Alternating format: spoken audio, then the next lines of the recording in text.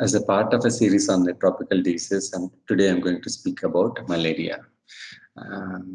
Malaria creates a lot of health burden on Indian community. Malaria is caused by a protozoal species called Plasmodium, and it has got 5 subspecies which causes disease in the humans. Like the most deadly being the Plasmodium falciparum, and the other Plasmodium vivax, ovale malaria, and known also called as monkey malaria. And this is transmitted by infected female Anopheles mosquito.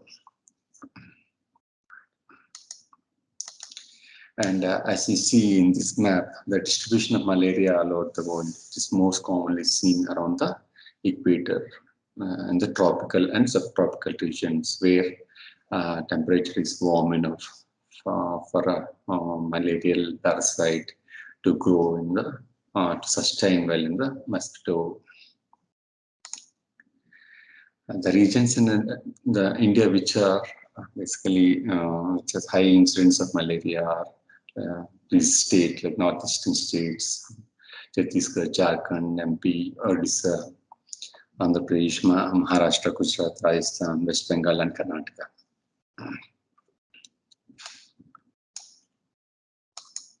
And regarding the life cycle of malaria, and malaria life cycle involves basically human, mosquito, and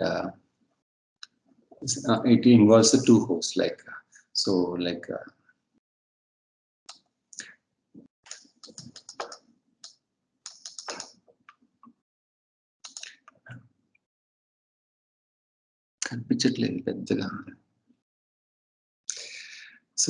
when the infected female Anopheles mosquito bites humans, sporozoites from the, enter into the bloodstream, and these sporozoites enter into the liver, and they develop into schizons, where the schizons like break and produce a lot of merozoites into the blood.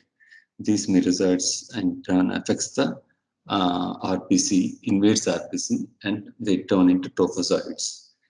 And so trophozoites again like mature into schizons, and the cycle goes on. Like these.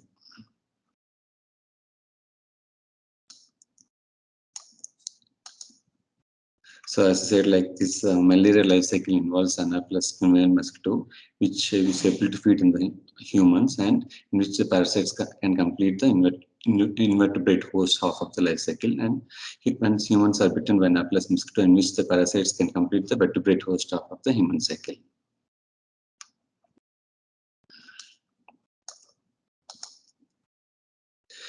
And as I said earlier, climate is a key determinant for both the geographic distribution and seasonality of malaria.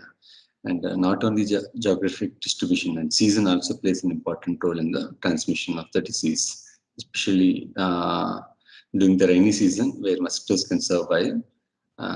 So transmission of malaria is most commonly seen.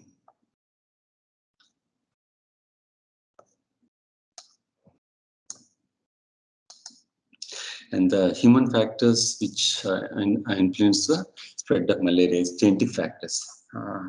For those people who have sickle cell trait, thalassemia, G6PD deficiency, Duffy coat blood group, they are relatively resistant to effects of malaria.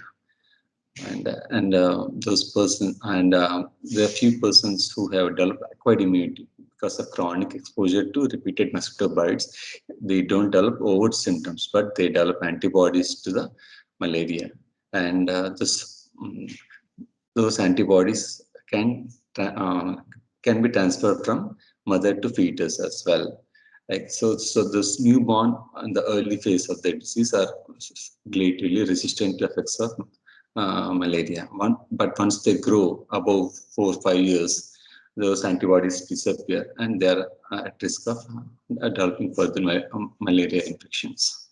And pregnancy and malaria. Pregnancy is a very deadly risk factor for malaria, especially as the host immune system is suppressed in pregnant patients. Malaria can be very deadly. and other human behavioral factors also affects the spread of malaria.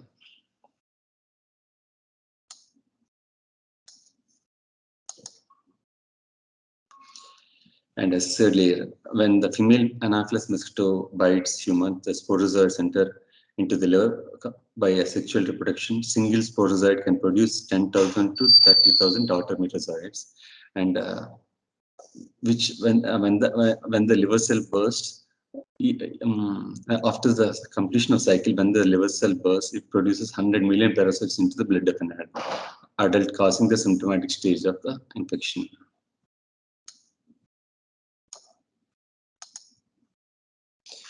And Vivax and OVL especially have dormant intrahepatic forms where they remain dormant in the body for 3 weeks or longer, more than a year, and they can cause recrudescence or relapse in the later part of once the patient recovers.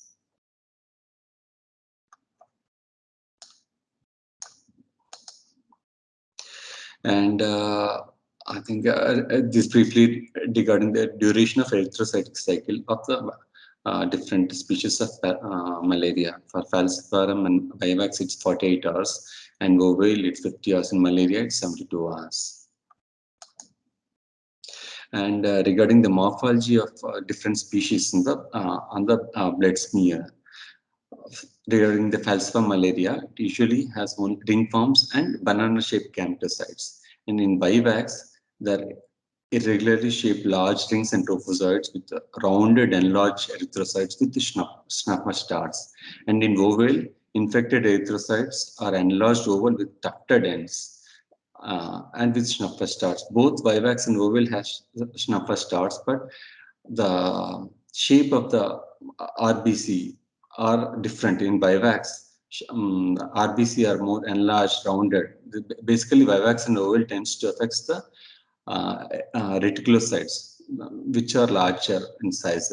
So, whereas in Vivax, the erythrocytes are large and rounded, whereas in Ovel, they are it's oval in shape with tufted ends with the snapper stars. Whereas in malaria, band forms or rectangular forms of trophozoites are common, and with small erythrocytes, and rosette formation is also commonly seen in malaria. So, depending upon the shape, this morphology of these different species, they can, when they look at the light smear on a light microscopy, they lab people can usually come to the species identification. And regarding the pathophysiology, infection with the Plasmodium falciparum results in the expression of Plasmodium falciparum erythrocyte membrane protein, which is a virulent factor on the surface of red blood cells. This PFEMP1 mediates the binding of infected RBC to the endothelial surfaces, and because of this, it increases the stickiness of the RBC, and it can get easily attached to the endothelial surfaces and causes sequestration in the capillary blood. This sequestration in the peripheral capillary microcirculation can leads to tissue hypoxia and lactic acidosis. And because of this capillary sequestration, spleen also can't clear the infected RBC.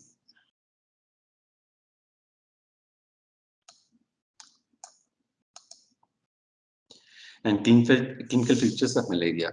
First symptoms of malaria usually are very non-specific. Initially, patients present with a lack of sense of well-being, headache, fatigue, abdominal discomfort, muscle aches, and classical malarial paroxysm, fever with chills and rigors, which occurs at regular intervals, is very uncommon, especially in falciparum malaria.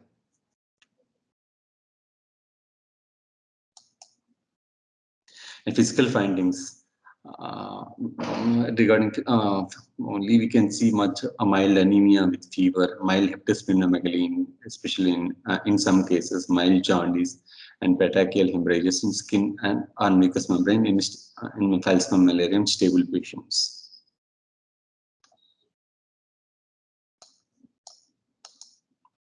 And regarding the diagnosis, so microscopic examination of the blood film remains the gold standard for diagnosis of malaria. Both thick and thin smear should be examined. Thick smear helps have higher sensitivity for diagnosis of malaria, whereas thin smear allows for the more accurate species identification and quantification of parasitemia. And as we discussed earlier, by looking at the morphology on the thin smear, lab technicians, microbiologists can identify the species. And regarding the rapid diagnostic tests, they are dependent upon the circulating parasite-associated proteins and enzymes, and they do not provide species identification nor quantification of parasitemia.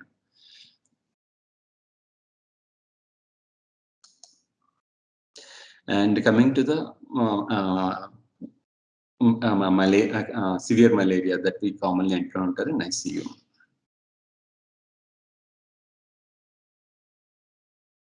So criteria for severe falciparum malaria according to the WHO guidelines.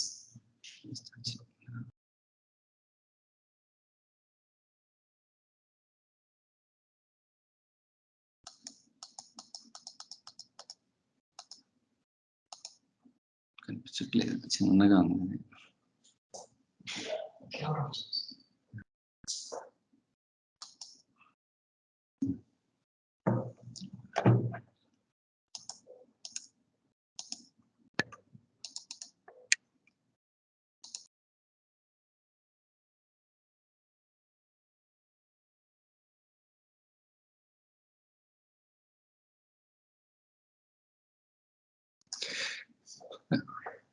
Coming to the severe falciparum malaria, which most of these patients comes to ICU.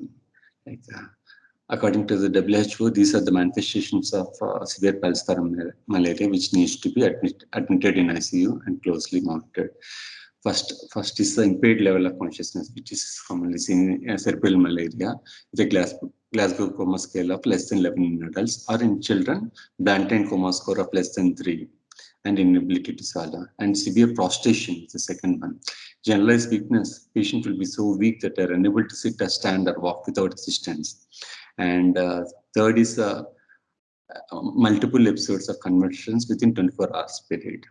And fourth is severe acidosis on the APG, with the base deficit of more than 8, or plasma bicarbonate levels of less than 15, or venous plasma lactate of more than 5. And these clinical indicators of acidosis usually indicate rapid, deep. These patients will have rapid, deep labored breathing, and hypoglycemia, especially those patients who come with unconsciousness. They might have hypoglycemia. So their blood sugar levels will be less than 40 in children, or less than 54 for children less than 5 years. And severe anemia, hemoglobin concentration of less than 5, or hematocrit of less than 15 in children, less than 12 years, with a parasite index of more than 0.25%. And renal impairment, serum creatinine elevation more than 3 milligrams per deciliter, blood urea of more than 20, and jaundice with the bilirubin of more than 3 milligrams per deciliter, with plasmodium parasite count of more than 2.5% parasitemia, or in case of Plasmodium knowlesi, parasite count of more than 0.5%. This 0.5%, 0.25% of parasitemia, how we can calculate is like if like in this RBC count normally is about 5 million.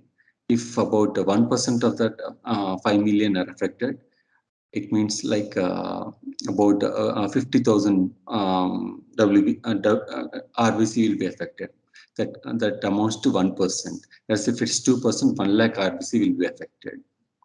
That's how you calculate the parasite index on the light microscopy. And pulmonary edema, radiologically confirmed or oxygen saturation less than 82 on room air with respiratory rate more than 30, often with chest indrawing and rotational auscultation, and significant bleeding. Malaria patients can also present with significant bleeding, especially bleeding from the nose, gums, or venipuncture site, or a GA bleed, hematemesis or melena. And they present with shock, either compensated shock or decompensated shock. In compensated shock, blood pressure will be normal, but capillary refill will be more than 3 seconds, and there will be temperature gradient from mid to proximal limbs. They won't have hypotension. Whereas in decompensated shock, systolic blood pressure will be less than 70 in children or less than 80 in adults, with evidence of impaired perfusion, like prolonged capillary refill or altered mentation or decreased urine output or rise in lactates, and hyperparasitemia, parasite index more than 10%. These are the features according to the WHO guidelines, which needs ICU admission and close monitoring.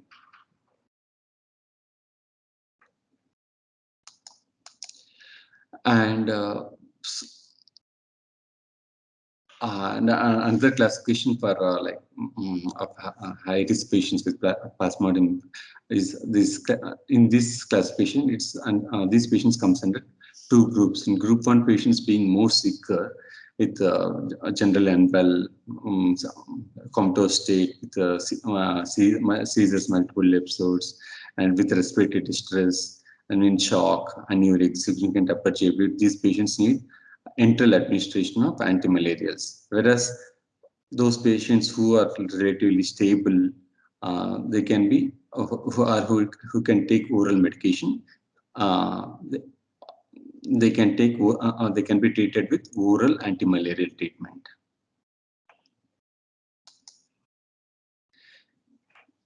And those definitions are for Plasmodium falciparum, and definitions for Vivax and Novalosi malaria slightly different.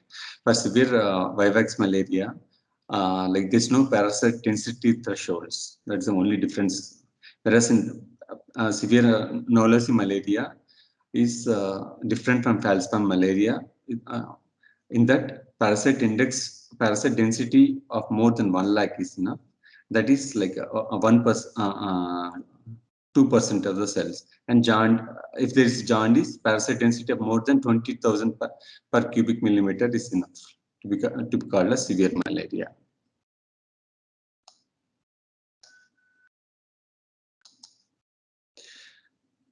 And these are the routine features of sick malaria patients that we see in the ICU.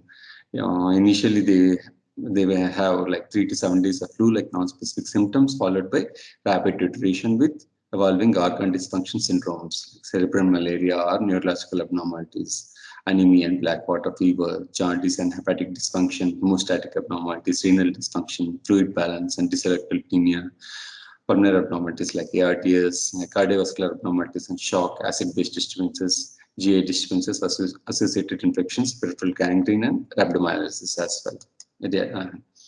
So regarding cerebral malaria and neurological complications. So cerebral malaria is strictly defined as coma with the GCS of less than 9 patients with malaria in whom other etiologies has been excluded. And especially with the comatose patients, like we have to exclude other causes of coma, like hypoglycemia or associated meningitis. So we have to do LP as well. They're not improving to rule out any meningitis. And they present with convulsions, either general or persistent focal with a non-specific ECG changes.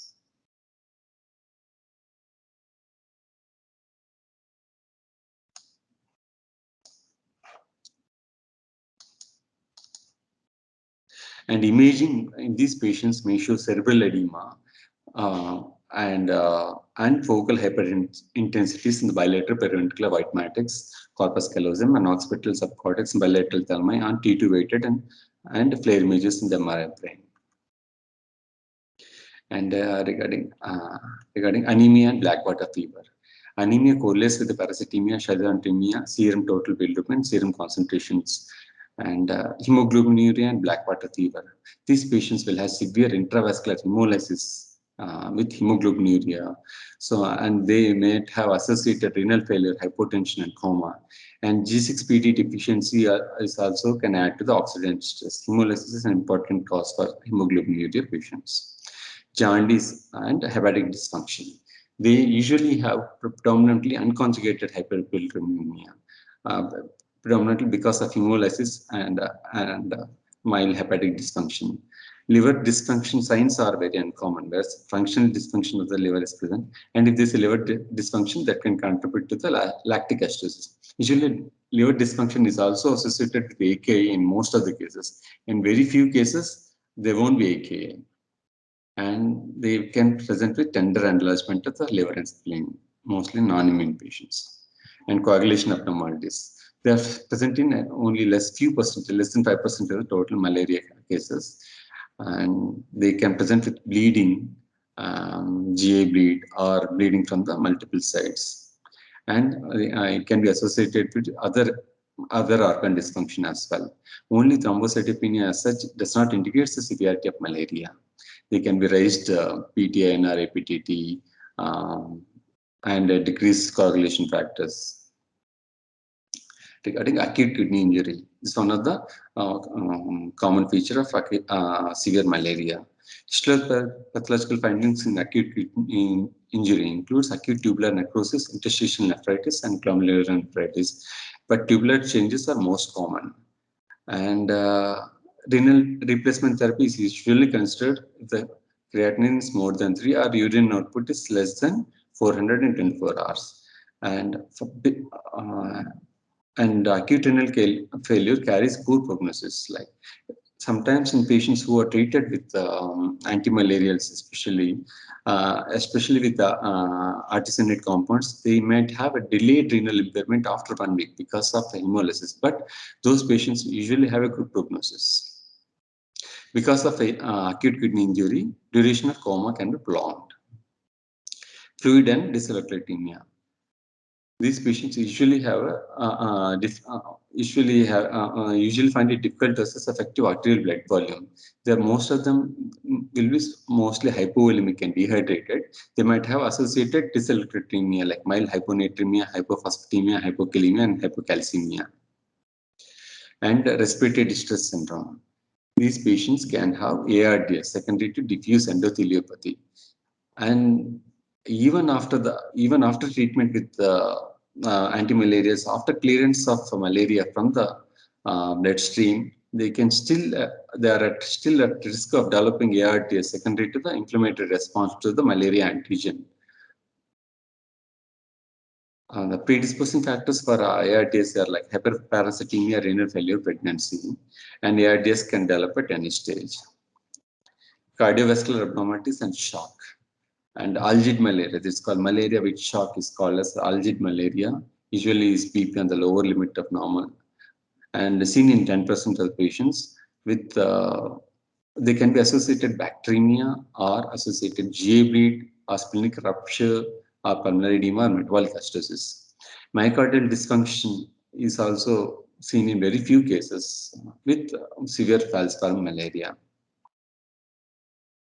And regarding acid-base disturbances, these acid-base disturbances are very important prognostic markers. Like if the degree of acidosis is more, the patients are at risk of deterioration. They usually have Kussmaul's breathing and sustained elevation of lactate. So clearance of lactate is very important. This if you can come down on lactate quickly, they have a good prognosis. Whereas if the lactate clearance is very slow, it carries a poor prognosis. And these malaria patients can have associated co-infection with gram-negative bacteremia, but especially non-typhoidal salmonella, and they have associated pneumonias, aspiration pneumonias, or ventilator-associated pneumonias, or catheter-related pneumonias, either CAR-T or CLABSI. And prognostication. There are few they developed a few scoring systems in prognosticating the mortality in severe malaria patients. Depending upon this CAM score, coma acidosis malaria score, it is based on base deficit, GCS, BICAP score, and respiratory rate score. Base deficit of less than 2 is 2 to 10 and 10, GCS score 15, 10 to 14, less than 10, and BICAP score more than 24, 15 to 24, less than 15, and respiratory score less than 20, 20 to 40, more than 40. So you can see like The highest score means like mortality is higher. Score of 4 carries a higher mortality rate. And regarding general management of severe malaria, this malaria patient so assessment and reassessment. We have to assess the sensorium, look for convulsions, observe the respiratory rate and pattern, urine output, and look for like worsening prostration. Clinical examination. They need clinical examination every 6 hourly. Continuous ECG monitoring, blood sugar monitoring, daily CBC, clotting, urea electrolytes, LFTs, and parasite count daily. Parasite count twice daily in the initial few days, and stress ulcer prophylaxis, TT prophylaxis, early mobilization, pressure ulcer prevention. Specific supportive therapy, especially this care of unconscious patients. So unconscious patients, we need to consider hypoglycemia, meningitis, and shock patients, and post-ictal state, and use of sedative drugs. These patients, so you have to assess their airway, and if necessary, intubate and put them under controlled mechanical ventilation. They need good oral hygiene, early enteral feeding, and these patients should have a normocopia. And the imaging, if this is cerebral edema, there is no need for osmotic therapy. And they need good bowel and bladder care. And treatment of seizures. So first priority is prevent self-inflicted injuries, and they have seizures. Check for hypoglycemia and hypothermia, which triggers. No role for prophylactic anticonvulsants. For active seizures, consider benzodiazepines. For recurrent seizures, consider phenytoin and fosphenytoin. Management of shock. So rapid fluid loading in adults or children with malaria is dangerous. In fact, it's better to IV fluids increase the mortality. These patients, even if they are hypovolemic, it's better to leave them either euvolemic or slightly hypovolemic. And management of shock in them is based on conservative fluid strategy. Don't give rapid boluses of fluids. Use norepinephrine and exclude, take cultures and start broad spectrum antibiotics according to the Surveying Sepsis campaign guidelines. Management of acidosis. Secondary to microvascular obstruction with sequestration of parasitized red blood cells in the microcirculation, hypovolemia, shock, hypoglycemia can cause acidosis. So treat the cause, like treat the hypovolemia, treat the shock, treat hypoglycemia and seizures. If bicarb is less than 7.1, consider bicarb. If they are not improving, consider renal replacement therapy. And management of anemia. Even though hemoglobin target should be more than 7, most of them will have a hemoglobin of 5 or 4. Consider blood transfusion in these children. The parasite load is higher, aim for higher hemoglobin. Regarding exchange transfusion, it was used in the past, but especially in those patients who have high parasite index of more than 10%.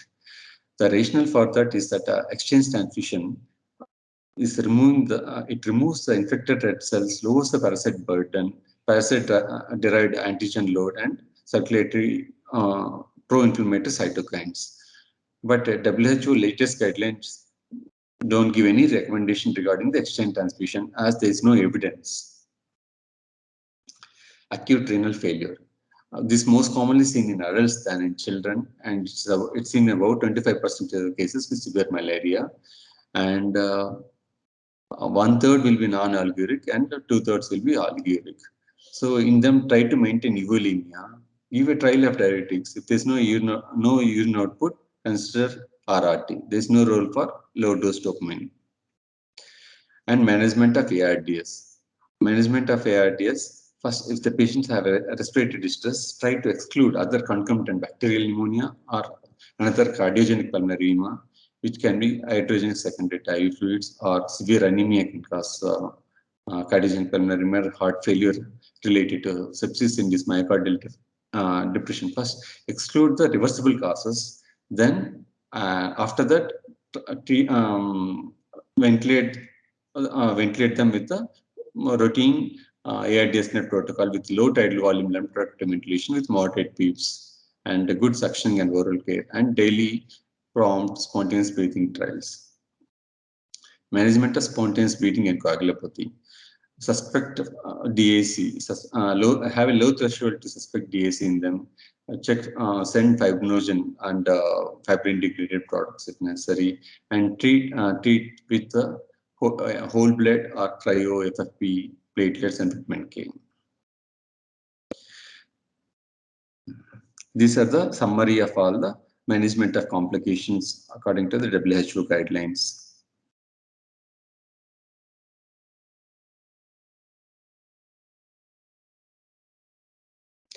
And regarding the specific therapy, so we have basically two major medications which helps in the management of severe malaria: artesunate and quinine. Artesunate is better over quinine, and it reduces mortality by 22.5%. Especially in there is a trial. This in Africa they did the Aquamat trial, and Southeast Asia they did the Sea Aquamat trial from 2000, almost for about 3 to 4 years they did, and it shows that artesunate has benefit over quinine in decreasing the mortality by 22.5%, and artesunate also there's no significant increase in the incidence of severe neurological sequelae, and incidence of convulsions, coma, and hypoglycemia are also decreased. And advantage of artesunate or quinine is it causes rapid killing and rapid killing clearance of interstitial circulation, thus preventing sequestration and microvascular obstruction. And artesunate dosing should be like 2.4 milligram per kilogram immediately, then at 12 and 24 hours, and daily until oral medication can be taken. For children less than 20 kilos, consider higher dose. They need 3 milligram per kilogram of artesunate. If artesunate is unavailable, artemether, which is IM, 3.2 milligram per kilogram stat, followed by 1.6 milligram per kilogram per day. In that is available, consider quinine at 20 milligram per kilogram of by slow intravenous infusion IV over 4 hours, followed by 10 milligram per kilogram every 8th hour. It's a different quinine. Quinine comes in different salts, either quinine dihydrochloride or quinine gluconate. So dose varies depending upon the salts. And it's always better to add either doxycycline or clindamycin along with either artesunate or quinine. Doxycycline dose is 100 milligrams twice a day, and treatment course goes on for 7 days. And at clindamycin dose is 450 mg TID. And differences between the quinine and artesunate. So regarding the side effects, quinine can cause synchronism, which is nothing but tinnitus, visual blurring, nausea, and synchronism is not an indication to stop quinine, because this synchronism is reversible. It's better to continue. And hypoglycemia and prolongation of QT, especially it can cause QT prolongation by more. If there is an increase in the QT prolongation, try to slow the infusion or stop the infusion. This and hypoglycemia is one of the common side effect of quinine. So capillary blood sugar should be checked every 2 to 4 hourly. And ECG monitoring should be checked for QTC interval and QRS interval. And whereas artesunate does not need monitoring of sugars and ECG.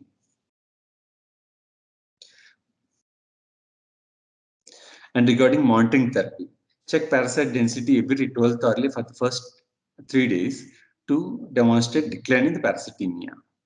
From 4th day onwards, once a day until either smear is negative or up to 7th day of therapy. And artesunate resistance has been described in few parts of Southeast Asia, but not in India. And especially clearance with artesunate occurs very rapidly within 72 hours. With quinine, it takes time. Clearance is 90% by 48 hours, and later on it will be slower.